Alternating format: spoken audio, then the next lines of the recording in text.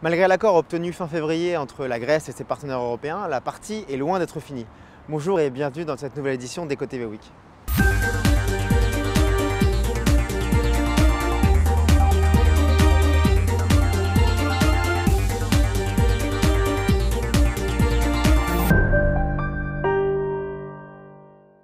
Fin février, les ministres des Finances de la zone euro ont accepté d'étendre de 4 mois le programme de financement de l'État grec. Cet accord permet au nouveau gouvernement grec de Syriza d'avoir du temps pour s'installer à la tête de l'État, mais il a aussi permis de confronter ses promesses électorales à la réalité des contraintes européennes.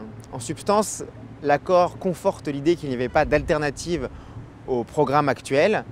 La supervision internationale demeure un élément essentiel du plan.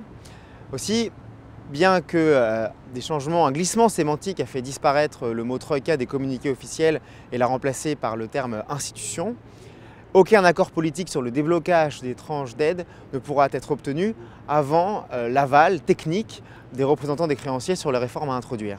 Près d'un mois après la décision d'étendre le programme de financement, aucun accord politique sur le déblocage des tranches d'aide n'a été obtenu.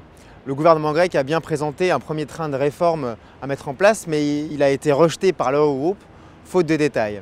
Cela signifie que pour l'instant, l'État grec n'a pas obtenu de financement supplémentaire de la part de ses bailleurs de fonds internationaux, alors que dans le même temps, il doit faire face au paiement d'intérêts sur sa dette et rembourser des prêts au FMI. Par ailleurs, la position budgétaire du gouvernement se détériore, si bien que, au risque de faire défaut sur des créanciers extérieurs, s'ajoute le risque de ne pas pouvoir être en mesure de payer les salaires de la fonction publique et les pensions à la fin du mois. Au final, les fortes contraintes de liquidité qui s'exercent augmentent la pression sur le gouvernement grec pour trouver rapidement un compromis avec ses partenaires européens. Au-delà des questions de liquidité, des sujets fondamentaux n'ont pas été traités dans l'accord. Ainsi, une demande centrale du nouveau gouvernement grec est d'assouplir l'orientation budgétaire sur la durée.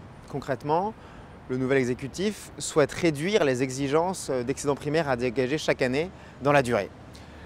Cela pourrait signifier pour les partenaires européens l'obligation de pourvoir de nouveaux financements officiels à la Grèce, puisque réduire finalement les excédents primaires dégagés chaque année suppose d'augmenter les besoins de financement extérieur pour servir la dette.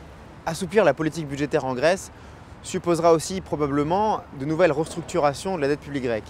En effet, dans l'arrangement actuel, des objectifs très précis de réduction du ratio de dette publique sur PIB ont été fixés, et pour les atteindre tout en permettant à la Grèce de dégager moins d'excédents primaires, cela supposera probablement un réaménagement au moins partiel des créances que les Européens ont sur la Grèce.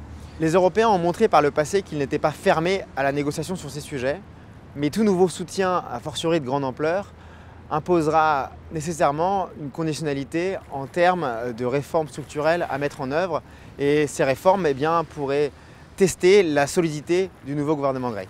Pour ce qui est des événements à suivre la semaine prochaine, il y aura aux États-Unis la publication des chiffres d'inflation pour le mois de février et dans la zone euro, la publication des enquêtes PMI ainsi qu'en Allemagne, la publication de l'enquête IFO. Voilà, c'est tout pour cette semaine. Je vous remercie de votre attention et je vous dis à la semaine prochaine pour vos 2 minutes d'économie.